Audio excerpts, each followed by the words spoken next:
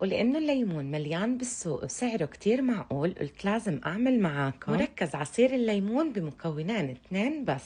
ما بتتخيلوا قديه منعش وقديه طيب وما شاء الله كميته وفيرة، وبصراحة هالوصفة ممتازة لرمضان، احفظوها عندكم لحتى وقت تحتاجوها ترجعوا. ويلا كالعادة قبل ما نبلش بهالوصفة الرهيبة ما تنسوني من دعمكم باللايك للفيديو، اللايك كتير مهم، وأكيد لو حابين وصفاتي توصلكم أول بأول ضروري تعملوا متابعة للصفحة. وهلأ يلا نبدأ. رح أحتاج هون لليمون، وطبعا بالنسبة لكمية الليمون أكيد اختيارية، فيكم تستخدموا الكمية يلي بتفضلوها. أنا رح أحكي اليوم عن كيلو من الليمون، غسلته كتير منيح ونشفته، وهلأ رح أبدأ بتقشيره. وبالنسبة للتقشير كتير ضروري أخذ بس القشرة الصفراء أبدا ما أخذ من البياض، وطبعا القشر ابدا ما رح اكبه، رح احطها على جنب لانه رح احتاجه. وهيك بكون خلصت تقشير الليمون كامل. رح ارجع للقشور ورح اضيف عليهم تقريبا ربع كوب من السكر، وبايدي رح ابدا بهرس القشور مع السكر كتير منيح او بالضغط عليهم بهاي الطريقه لحتى الزيوت العطريه الموجوده بقشره الليمون تطلع عندي. وهلا رح ارجع للليمون ورح اشيل القمعه من فوق ومن تحت.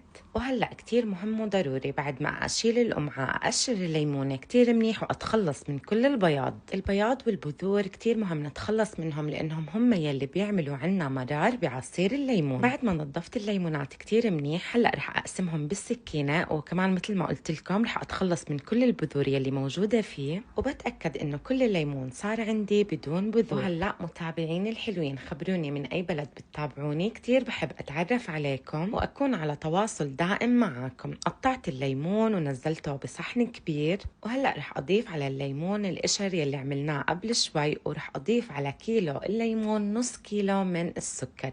لو حبيتوا تقللوا كمية السكر أو تزيدوها ما في أي مشكلة، بيرجع لذوقكم. رح أقلبهم مع بعض شوي وبتركهم 10 دقايق، وبعد 10 دقايق بالهاند بلندر أو بالخلاط، بس مهم يكون عندكم الخلاط قوي وبتحمل القشور، بخلطهم كتير منيح لحتى أوصل لقوام سائل وما فيه قطع كبيرة. خبروني جربتوا مركز عصير الليمون من قبل؟ بصراحة لو ما جربتوه لازم تجربوه.